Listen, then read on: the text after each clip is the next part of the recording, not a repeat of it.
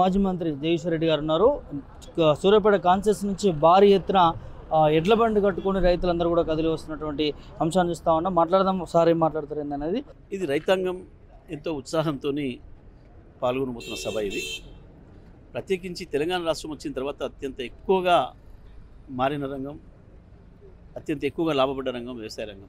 అంటే కేసీఆర్ ఆలోచనలు, కేసీఆర్ దృష్టి ఒక రైతుగా వ్యవసాయాన్ని ఎట్లా పండగలాగా మార్చాలి అని చెప్పి ఒక పథకం ప్రకారం కేసీఆర్ తీసుకొచ్చిన పథకాలు అనేక విప్లవాత్మకమైన పథకాలు, ప్రపంచంలోనే ఎవరు ఊహించనివి, ఏ దేశంలో కూడా లేనివి, రైతు బంధు కావచ్చు, రైతు బీమా లాంటి పథకాలు.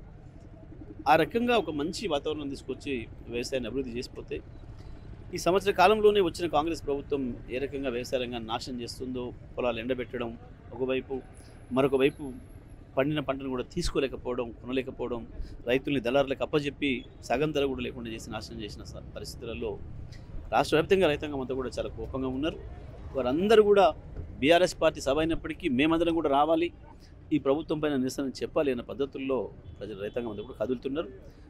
దాంట్లో భాగంగానే ఆ ప్రజల్లో ఉండే ఆ కసిని తెలియజేసే పద్ధతిలోనే ఇవాళ 150 కిలోమీటర్ల నుంచి సూర్యాపేట నుంచి కూడా ఎడ్ల బండ్లు కట్టుకొని వారు ముందే బయలుదేరి వాళ్ళు కాసేపట్లో సభాపంగాన్ని కూడా చేరుకోబోతున్నారు.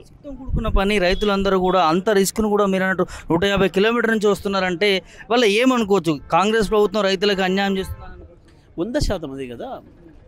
ఈ సంవత్సర కాలంలోనే రైతు పరిస్థితి మొత్తం తిరగబడింది.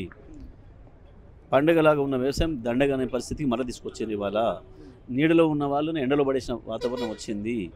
ఆ రైతులు చెప్పాను, వారం రోజుల క్రితం నా దగ్గర 15-20 రోజుల క్రితం నా దగ్గరికి వచ్చాను, సార్ వరంగల్ సభ జరుగుతుంది కదా, కేసీఆర్ సభ, మేము పోదాం అనుకుంటున్నాం, బండ్లు కట్టుకొని పోదాం అనుకుంటున్నాం అని అన్నప్పుడు నేను చెప్పిన బండ్ల మీద పోవడం కష్టమవుతుంది, ఎండలు తీవ్రంగా ఉన్నాయి, ఇబ్బంది అవుతుందేమో అని చెప్పి అన్నప్పుడు వాళ్ళు అన్న మాట, సార్ ఇప్పుడు ఈ రేవంత్ రెడ్డి ప్రభుత్వం, కాంగ్రెస్ ప్రభుత్వం పెడుతున్న ఇబ్బందులలో వీళ్ళు పెడుతున్న మంట మాకు రైతులకు మామూలు మంట కాదు, వీళ్ళు పెట్టే మంట ముందట ఎండమంట పెద్ద లెక్క కాదు, మాకు పోయి తీరుతాం, మేము చేరుకుంటాం మేము అన్న పట్టుదల చూపించిండ్రు.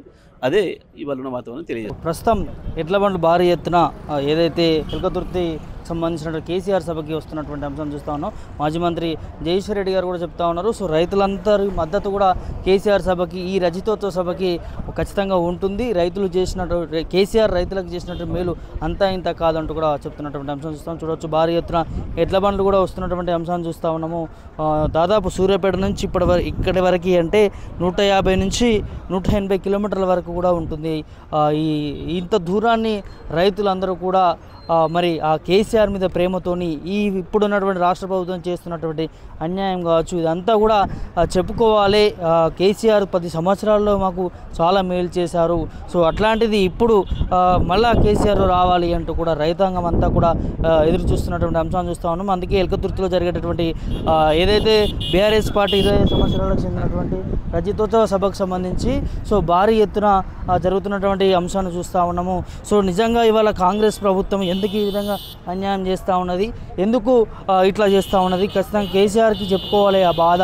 కేసీఆర్కి చెప్పుకుంటేనన్నా మాకు మేలు చేస్తారు ఏంటి అనేది మరి చెప్తున్నటువంటి అంశాన్ని చూస్తూ ఉన్నాము.